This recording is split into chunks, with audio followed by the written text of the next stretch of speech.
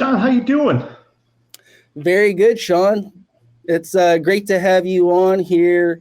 I've been meaning to have you on here for a long time, and it's exciting because, there's been a topic out there, a lot of disinformation about technology, and I think today we can learn a little bit of what's going on with this whole situation with the wands. The Terahertz wands are really starting to become very popular. The word is kind of starting to filter out on those. The main reason that they're really kind of taking off in popularity is word of mouth. It's an exciting technology. I think it has a lot of value. I think the other thing about this particular product is that it's very moderately priced. The wands are starting off around $350.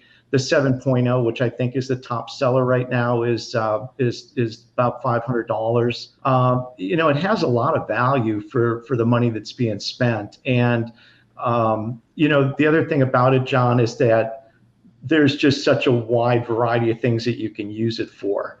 So it gets everything from charging the water to using it for various parts of the body, stiffness, soreness. When it comes to the water, there's a lot of things you can do with the body, but one of the other benefits that it has is basically charging water. And there's multiple benefits that come from that. The very first thing that it does when you're charging the water is it breaks the water molecules down individually and prevents them from clustering.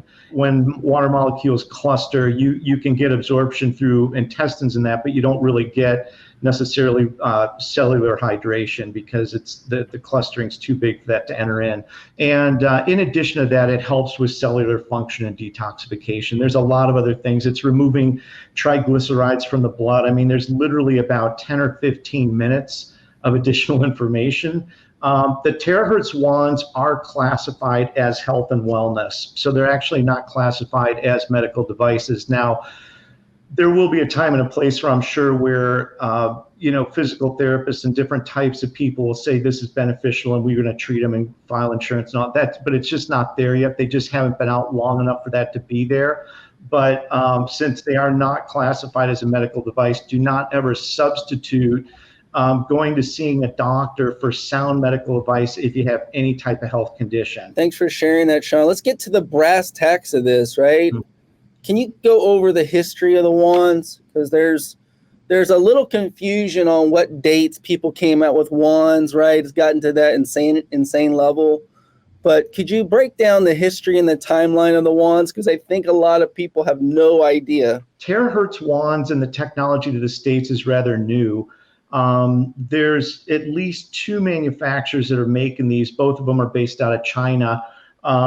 And they both basically started making wands, I want to say, within the last 7 to 8 years, maybe the mid 2015. So they haven't been out real long, but they have not been in the States all that long. So mainly because they're made overseas and in Asia, those areas there have had them for a much longer time than they've been in the States, but they are starting to kind of gain in popularity. And that's kind of where they started making the timeline. Which manufacturer came out with a wand possibly first? So I can't answer that question because it's relatively close, but I can still answer some general statements regarding these two companies because first of all, both of them are making a very good product. Like, they're really doing a service to mankind. Both these companies produce a quality product, and both these companies produce a quality product that's effective and works. And basically, when you're dealing with the red ones, they're almost identically the same. In fact, one of the things that I've done in previous calls is just pull off the bottoms. But when you basically compare the bases of these things, the technology is basically the same. So there's been a lot said. One might be better than the other. One might work, one might not work. One company might have copied the other company. Sean, could you go over that comparison? What I was going to say is that the wands are basically based, a lot of times there's two things that they're based on. First is the amount of wattage that they use, right? So the more powerful the wand, obviously the more energy. But when you get into the professional wands, they're going to deliver the technology with a little bit different way of doing it. They're going to use an earth alloy, coat the tube, and run the energy down there to create the terahertz. But with that being said, the company that one video was from actually makes 3 different sizes of red ones. There's a 500 watt, a 750 watt, and a 1000 watt. That particular video was comparing a 500 watt wand to a 750 watt wand.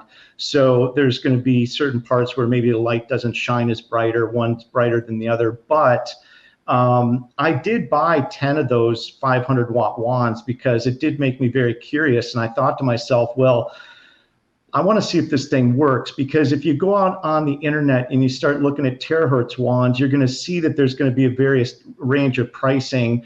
And generally speaking, when you see the variety of pricing, it's based on the different watts that they're running. So the ones that have lower watts, you would just run those and use those for a little bit longer period of time.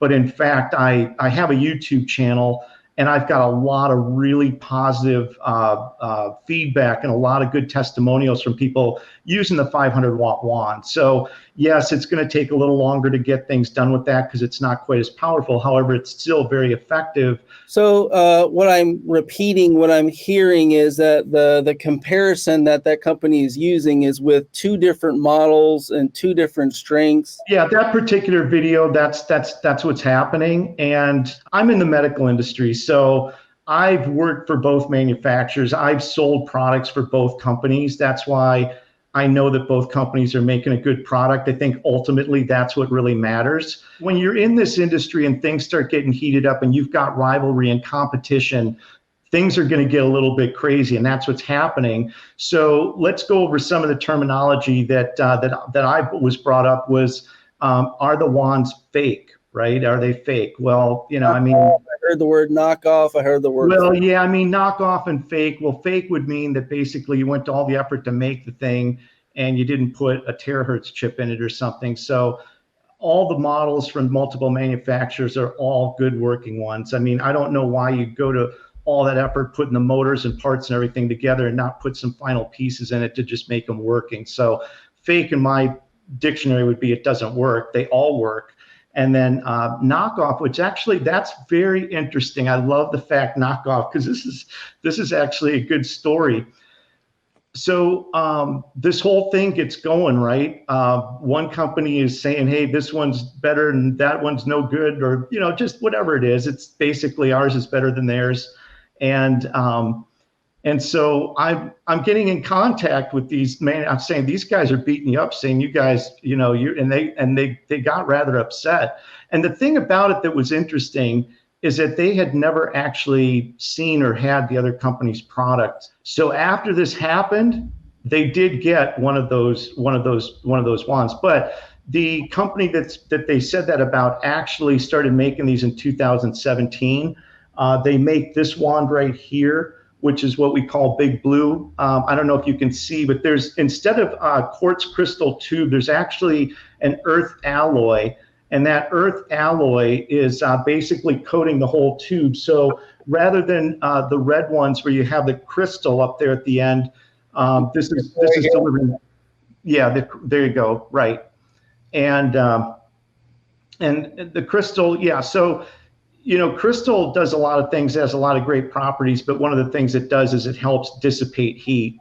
And you have to have crystal in those tubes. If you put glass in them, the heat of that would basically heat up the glass and melt the plastics. When you're going to all that effort to put all that stuff together and set up assembly lines and creating molds and doing all that, you're not going to skimp out on some of these small pieces to be the real thing, to make sure that it works and to achieve the results that they're trying to get after going through all that research. Well, I can't thank you enough. Thank you so much, Sean. This has been a really good show tonight. There's a lot of information. I can see a lot of people going back and forth to make sure they catch everything. John, it's been a pleasure as always. Thanks for having me on tonight, and take care. Have yourself a great weekend, and we'll talk again soon. Thank you so much, Sean. Thank you.